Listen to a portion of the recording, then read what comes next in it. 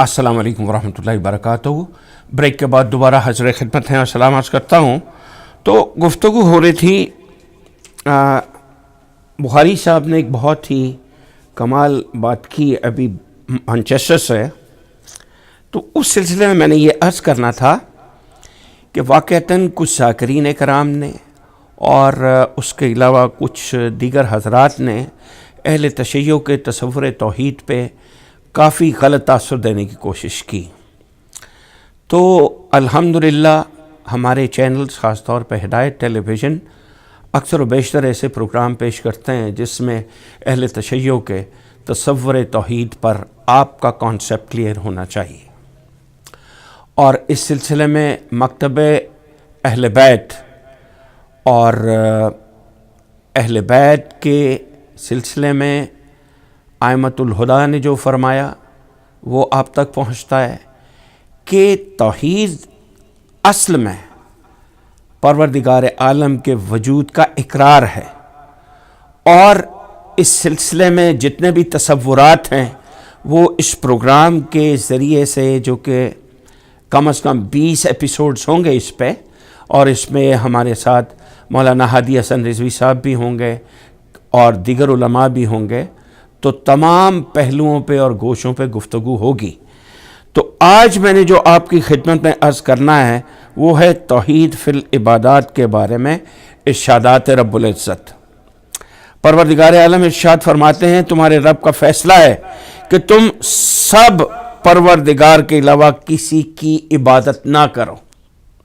یہ حکم پروردگار ہے کہ تم سب سوائے اس رب کے کسی کی عبادت نہ کرو۔ دراصل رب ذوالجلال معبود حقیقی ہے، سب اس کے بندے ہیں، چنانچہ بندگی کا تقاضا ہے کہ صرف اور صرف معبود حقیقی کی عبادت کی جائے۔ کیا ہے؟ صرف اور صرف معبود حقیقی کی بندگی کی جائے۔ اسی لیے ہر نبی اور ہر معصوم نے خدا واحد کی بندگی اور پرستش کی تعلیم دی ہے۔ دوسری طرف نہ صرف بت پرستی سے منع کیا، بلکہ بت شکنی کر کے خدا یکتا کی عبودیت کا اعلان کیا، اور اسی ذیل میں ارشاد رب العزت ہے، جو شخص اپنے پروردگار کی لقاء کا امیدوار ہے تو اسے چاہیے کہ نیک اعمال انجام لائے اور اپنے پروردگار کی عبادت میں کسی کو شریک نہ کرے۔ یہاں پہ پروردگار عالم کی عبادت میں کسی کو شریک کرنے کا حکم ہے کہ کسی کو اس کی عبادت میں شریک نہ کیا جائے، کہ وہ اپنی ذات میں، اپنے افعال میں، اپنی عبادات میں بالکل لا شریک ہے، اس کا کوئی شریک ہی نہیں ہے۔ سرکار امیر المومنین علی ابن ابی طالب علیہ الصلوۃ والسلام ارشاد فرماتے ہیں کہ عبادت کا حق اللہ کے سوا کسی کو نہیں ہے۔ This is only and only exclusively privilege of God, کہ اس کی عبادت کی جائے، یہ کسی کا حق ہی نہیں ہے۔ یہ کون فرما رہا ہے؟ وہ ہستی جن کے فرمودات بعد از قرآن سب سے معتبر ہیں، ذات میں، صفات میں، افعال میں، عبادت میں۔ بس اللہ رب العزت کی نہ تو کوئی ذات میں شریک ہے، نہ اس کی صفات میں کوئی شریک ہے، نہ اس کے افعال میں کوئی شریک ہے، اور نہ کوئی اس کی عبادت میں شریک ہے۔ تو آج کی اس گفتگو میں ہم نے 4 چیزوں پر روشنی ڈالی ہے، ان کو میں پھر سمرائز کر دیتا ہوں، سم اپ کر دیتا ہوں، کہ خدائے بزرگ و برتر کی ذات میں کوئی شریک نہیں ہے، ہمیں اس کی ذات میں کسی کو شریک نہیں کرنا چاہیے، اور اس کے بعد، اس کی ذات کے بعد، اس کی صفات کے بعد افعال کے بعد اس کی عبادات۔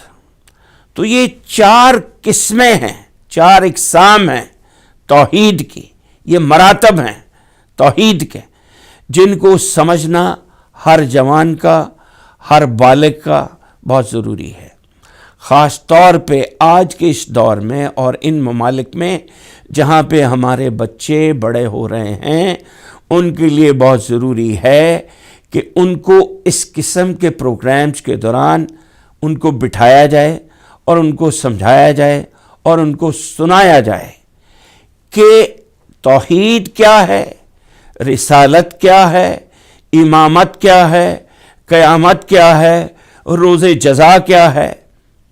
تو جب ان کو ان چیزوں سے واقفیت ہوگی تو وہ پھر کسی کے بہکاوے میں نہیں آئیں گے، وہ کسی قسم کے پروپیگنڈے میں نہیں آئیں گے۔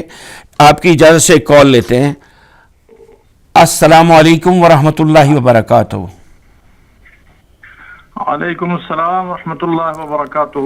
لیجیے جناب، ہمارے ساتھ اس وقت ہمارے عالم دین قبلہ مولانا ہادی حسن رضوی صاحب ہیں کینیڈا سے، میں انہیں خوش آمدید کہتا ہوں۔ قبلہ السلام علیکم ورحمۃ اللہ وبرکاتہ، ایک بار پھر میری طرف سے اور سننے اور دیکھنے والوں کی طرف سے خوش آمدید۔ وعلیکم السلام ورحمۃ اللہ، آپ کی خدمت میں بھی اور تمام ناظرین و سامعین کی خدمت میں بھی۔ جی قبلہ، میں آپ سے ایک سوال پہلے کر لوں تو یہ سوال ایک ویور کی طرف سے آیا ہے، گو اس کا اس سے ڈائریکٹ رابطہ تو نہیں ہے لیکن ہے اسی کانٹیکسٹ میں کہ معراج پہ جناب سرکار ختمی مرتبہ جب تشریف لے کے گئے تو مولا علی کی موجودگی کے بارے میں سوال ہے کہ اس کو کس طرح سے ہم انٹرپریٹ کرتے ہیں۔ دیکھیں، جب حضور کریم صلی اللہ علیہ وآلہ وسلم معراج پہ تشریف لے گئے تو سب سے پہلے تو اس مسئلے میں بھی تھوڑی سی وضاحت کی ضرورت ہے کہ انفارچونیٹلی ایک بڑی تعداد مسلمانوں کی فی الحال ایسی ہو گئی ہے جو معراج رسالت کی منکر ہے جی، اور صرف وہ یہ کہ منکر نہیں ہے بلکہ جو حضرات معراج رسالت حضور ختمی مرتبت کی معراج کے قائل ہیں، نعوذ باللہ ان کو کفر کی حد تک لے جاتے ہیں اور ان پر کفر کے فتوے لگاتے ہیں۔ اور ہمارے جو بیچارے سیدھے سادے بھولے بھالے مومنین ہیں ان کو وہ اس طرح سے دھوس میں لیتے ہیں کہ معراج کا تذکرہ قرآن میں کہیں نہیں ہے۔ ابھی لاسٹ نائٹ ہماری ایک جوان سے بات ہو رہی تھی تو یہی کہہ رہے تھے کہ ہمارے ایک دوست تھے اور ان کا تعلق ظاہر سی بات ہے وہی جو شدت پسند نظریہ ہے اس سے تھا، تو وہ بہت شد و مد سے معراج کے منکر تھے اور وہ تمام حضرات جو معراج کے قائل ہیں ان کے کفر قائل تھے اور ان کی دلیل یہ تھی کہ معراج کا تذکرہ کہیں بھی قرآن میں نہیں ہے۔ تو پہلی بات تو یہ کہ معراج کا تذکرہ قرآن میں ہے اور قرآن مجید میں 2 سورے ہیں کہ جن میں تفصیل کے ساتھ اللہ نے معراج کا تذکرہ کیا ہے۔ پہلا سورہ جس میں معراج کا تذکرہ ہے جس کا نام ہی سورہ اسراء ہے، اور اسراء کا مفہوم ہی ہوتا ہے رات میں ٹریول کرنا اور رات میں سفر کرنا۔ سورہ اسراء کی ابتدائی آیتیں رسول اللہ کی معراج سے متعلق ہیں۔ بسم اللہ الرحمن الرحیم، سبحان الذي اسرى بعبده ليلا من المسجد الحرام الى المسجد الاقصى الذي باركنا حوله لنريه من آياتنا انه هو السميع البصير۔ تو اس آیت میں اللہ نے صاف صاف واضح لفظوں میں حضور کی معراج کا تذکرہ بھی کیا اور فلسفہ بھی بیان کیا ہے کہ منزہ ہے، پاک و پاکیزہ وہ ذات جو اپنے بندے کو مسجد الحرام سے مسجد اقصی لے گئی تاکہ ان کو اپنی نشانیاں دکھائے۔ اور اس کے علاوہ دوسرا سورہ جس میں معراج کا تذکرہ واضح لفظوں میں کیا گیا ہے وہ سورہ مبارکہ نجم ہے۔ ثم دنا فتدلى فكان قاب قوسين او ادنى فاوحى الى عبده ما اوحى ما كذب الفؤاد ما راى افتمارونه على ما يرى ولقد رآه نزلة اخرى عند سدرة المنتهى۔ یہ تمام آیتیں سورہ مبارکہ نجم کی حضور کی معراج سے ریلیٹڈ ہیں، ڈائریکٹ ریلیٹڈ ہیں۔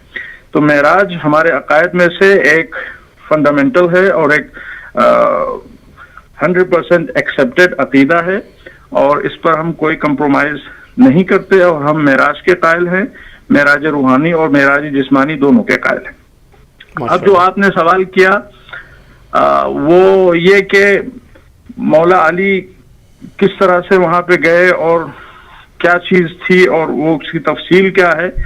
تو اس سلسلے میں جو بات کنفرم ہے وہ یہ ہے کہ اس میں کوئی شک و شبہ نہیں کہ اللہ ہر چیز پہ قادر ہے. اگر معراج کو بھی آپ دیکھیں ظاہری اعتبار سے تو وہ پاسبل نہیں ہے. یہ اللہ کی قدرت ہے کہ جو معراج کو پاسبل بنا سکتی ہے اور وہ ہر چیز پہ قادر و قدیر ہے. جو چیز خاص طور سے روایتوں میں ملتی ہے اس سلسلے میں وہ یہ ہے کہ مولا علی کے لب و لہجے میں اللہ نے حضور کریم سے کلام کیا تھا. اب ظاہر ہے کہ اللہ نے جب حضور کو بلایا ہے تو حضور ہیں مہمان اللہ کے اور اللہ ہے میزبان. اور ایک میزبان کی ایک طرح سے ذمہ داری ہوتی ہے کہ وہ تمام چیزیں فراہم کرے مہمان کے لیے جو اس کو پسند ہوں. ماشاءاللہ. اور اس میں کوئی شک و شبہ نہیں ہے. حضرت عائشہ سے روایت ہے کہ ان سے پوچھا گیا کہ اللہ کے رسول کو اس دنیا میں سب سے زیادہ کون محبوب تھا؟ تو انہوں نے فرمایا کہ فاطمۃ الزہرا. تو سوال کرنے والے نے پوچھا کہ من الرجال، مردوں میں سے کون سب سے زیادہ محبوب تھا؟ تو انہوں نے فرمایا ان کے شوہر علی مرتضیٰ. اس پوری کائنات میں رسول اللہ کے مرتضیٰ سے زیادہ کوئی محبوب نہ تھا. اللہ نے بلایا تھا حضور کو، اللہ میزبان تھا، حضور مہمان تھے.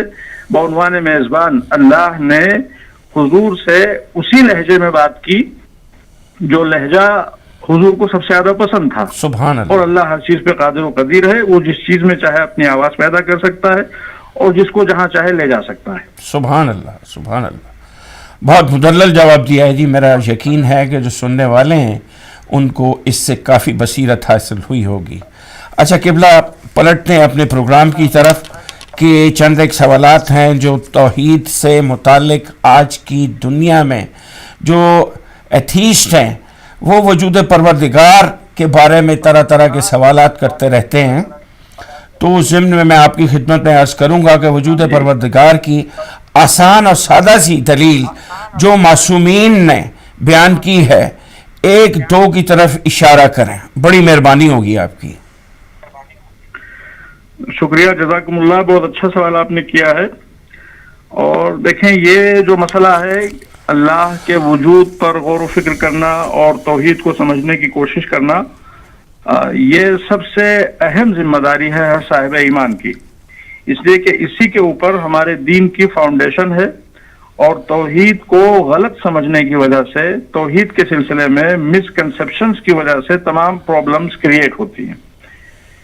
اور مولا علی کا ارشاد ہے جو بلاغہ میں ہے، اول الدین معرفتہ، دین کی ابتدا اور دین کی فاؤنڈیشن اور بنیاد معرفت پروردگار ہے. ماشاءاللہ. جس کو معرفت پروردگار ہی نہ ہو، ظاہر سی بات ہے وہ جب فاؤنڈیشن نہیں ہوگی، وہ کوئی بلڈنگ انسان کھڑی کرے گا تو وہ کبھی بھی ایک ہوا کے معمولی سے جھونکے سے بھی وہ بلڈنگ گر سکتی ہے اور اس میں جو پرابلمز ہوں گی وہ قابل اصلاح نہیں ہوں گی. فاؤنڈیشن کے بغیر کوئی چیز قائم نہیں ہو سکتی. تو دین کی فاؤنڈیشن جیسا کہ مولا علی نے فرمایا معرفت پروردگار ہے. لہذا یہ جو آپ نے حقیقت میں سیریز شروع کی ہے، پروگرام شروع کیا ہے، شو شروع کیا ہے، یہ بہت اچھی ایفرٹ ہے اور اس چیز کو جاری رکھنا چاہیے. اس لیے کہ سب سے زیادہ ہماری قوم کو جس چیز کی ضرورت ہے وہ معرفت پروردگار ہے. جتنا زیادہ معرفت پروردگار میں ہماری قوم آگے بڑھے گی، اتنا زیادہ دینداری میں آگے بڑھے گی اور اتنا زیادہ دین کی صحیح معرفت میں آگے بڑھے گی.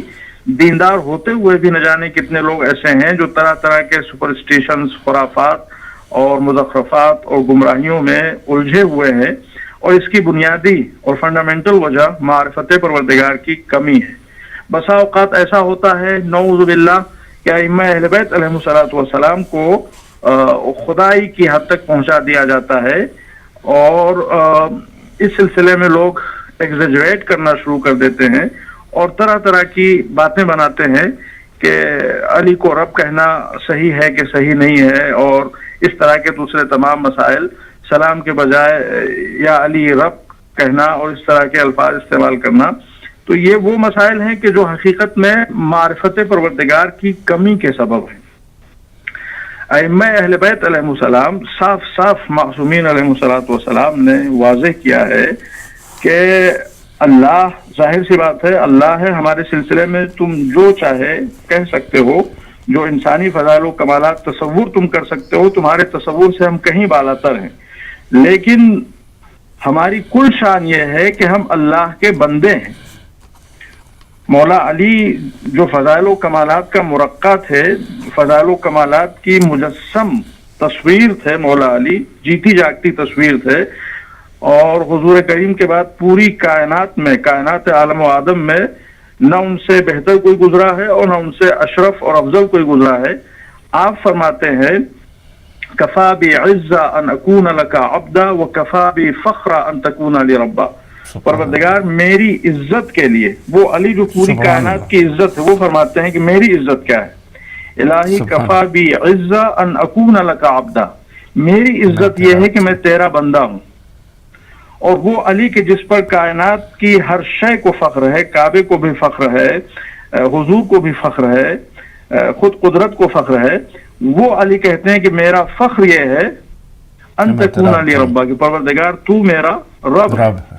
تو یہ اللہ کی عظمت و جلالت ہے جو مولا علی نے بیان کی ہے، اور کہیں سے بھی اہل بیت علیہ الصلوۃ والسلام نے کسی کو ایسا کوئی موقع نہیں فراہم کیا ہے کہ وہ معرفت پروردگار کے سلسلے میں کوئی کمپرومائز کر سکے اور اہل بیت علیہ السلام کو اللہ سے نعوذ باللہ کمپیئر کرنے کی کوشش کر سکے، یا اللہ کے ایکسکلوسیو ایٹریبیوٹس کو اہل بیت علیہ السلام سے منسوب کر سکے۔ سبحان اللہ۔ جہاں تک دلیلوں کی بات ہے،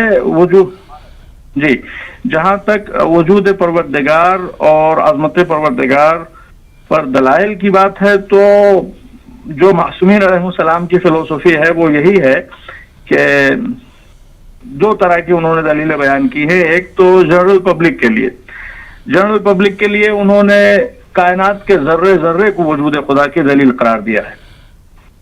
ماشاءاللہ، کائنات کا کوئی ذرہ ایسا نہیں ہے جو وجود خدا کی دلیل اور وجود خدا پر برہان اور سبسٹینشل ایویڈنس نہ ہو۔ اور اس سلسلے میں مولا علی کا ایک بہت خوبصورت ارشاد ہے۔ آپ فرماتے ہیں، آپ سے پوچھا گیا یا امیر المومنین، آپ خالق اور وجود خدا کی کوئی دلیل بیان کیجئے، تو آپ نے فرمایا البعرۃ تدل علی البعیر، بالکل سمپل لینگویج میں ہر انسان کو سمجھانے کے لیے کہ اونٹ کی میگنی دلالت کرتی ہے، اس بات کو پروو کرتی ہے کہ اس راستے سے کوئی اونٹ گزرا ہے۔ والروثۃ تدل علی الحمیر، اور جو گدھے ہوتے ہیں ان کی جو ڈراپنگز ہوتی ہیں وہ پروو کرتی ہیں کہ ادھر سے گدھے اور خچر گزرے ہیں۔ وآثار القدم تدل علی المسیر، اور اگر ہم فوٹ پرنٹس اور فوٹ اسٹیپس دیکھتے ہیں تو اس سے ہم کو خود بخود یہ یقین ہو جاتا ہے کہ یہاں سے کوئی مسافر گزرا ہے۔ یہ تین سینٹنسز کہنے کے بعد مولا علی فرماتے ہیں فَهَيْكَلٌ عُلْوِيٌّ بِهَذِهِ اللَّطَافَةِ، تو جب یہ چھوٹی چھوٹی چیزیں کسی چیز کی طرف نشاندہی کرتی ہیں جس سے منسوب ہیں، اس کا سراغ دیتی ہیں، تو اتنا عظیم ہیکل، آسمان کی طرف آپ نے اشارہ کیا، اتنا عظیم آسمان بلند و بالا، بِهَذِهِ اللَّطَافَةِ، اس لطافت کے ساتھ، ظرافت کے ساتھ اور اس انٹریکیسی کے ساتھ کس طرح سے وجود خدا کی دلیل نہیں ہے۔ وَمَرْكَزٌ سُفْلِيٌّ بِهَذِهِ الْكَثَافَةِ، اور یہ زمین اپنی تمام تر اسٹرینتھ اور وڈث اور واسٹنس کے باوجود کیف لا یدلان علی اللطیف الخبیر، یہ دونوں چیزیں کس طرح سے، زمین اور آسمان جس کے نیچے انسان رہتا ہے، زمین جس کے اوپر انسان رہتا ہے، یہ دونوں چیزیں کس طرح سے دلیل نہیں بن سکتی، ایویڈنس نہیں بن سکتی اس ذات کی کہ جو اتنا سٹل ہے کہ اس نے ایسی لطیف چیز پیدا کی ہے اور ایسی ظریف چیز پیدا کی ہے کہ جس کے اگر کوئی ایک پارٹ اور پارسل کو ڈسکور کر لیتا ہے تو اس کو سائنٹسٹ کہا جاتا ہے، اسکالر ہونے کا ایوارڈ دیا جاتا ہے، اور اس کو جینیس کہا جاتا ہے، دنیا کا اور زمانے کا معجزہ کہا جاتا ہے۔ تو جب یہ کائنات اتنی سٹل اور اتنی لطیف ہے تو یہ چیز بغیر کسی لطیف اور خبیر اور علیم اور حکیم پروردگار کے کیسے وجود میں آ سکتے سبحان اللہ سبحان اللہ، جزاک اللہ جناب. قبلہ وقت بہت تھوڑا ہے، میں اگلے سوال کی طرف چلتا ہوں. کہ ایتھیسٹ کہتے ہیں کہ دنیا بگ بینگ کی تھیوری سے بن گئی ہے، اس کا بنانے والا کوئی نہیں ہے. ہمارے بچے اس کا جواب کیسے دے سکتے ہیں؟ یہ ان کی رہنمائی کے لیے چند جملے اگر آپ ارشاد فرما دیں تو. جی، وہ کہتے ہیں کہ دنیا بگ بینگ کی تھیوری سے بن گئی ہے، اور بگ بینگ ایک بہت بڑا دھماکہ ہوا، ایکسیڈنٹ ہوا، اور اس کے ذریعے سے یہ دنیا وجود میں آئی. تو سوال یہ پیدا ہوتا ہے کہ اگر ایکسیڈنٹ کے نتیجے میں یہ دنیا وجود میں آئی ہے تو ایکسیڈنٹ کوئی ایسی چیز نہیں ہے کہ جو ایک مرتبہ ہوئی ہو.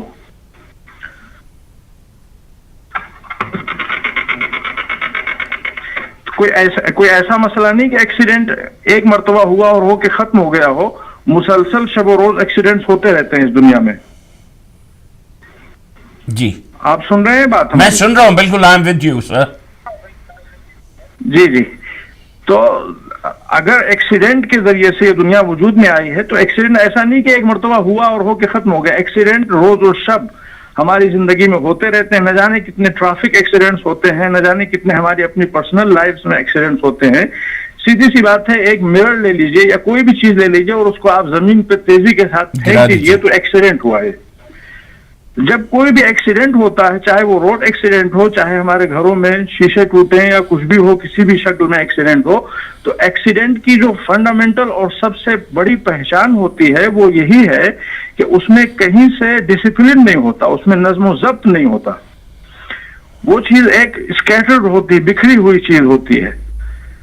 تو سوال یہ پیدا ہوتا ہے کہ کیا اس کائنات کو آپ ایکسیڈنٹ کہہ سکتے ہیں اس معنی میں کہ یہ کائنات بکھری ہوئی ہے، اس میں کوئی نظم و ضبط نہیں ہے، اس میں کوئی انٹریکیسی نہیں ہے، اس میں کوئی کسی طرح کی کوئی سٹل چیز نہیں ہے، کوئی ڈیلیکیٹ چیز نہیں ہے.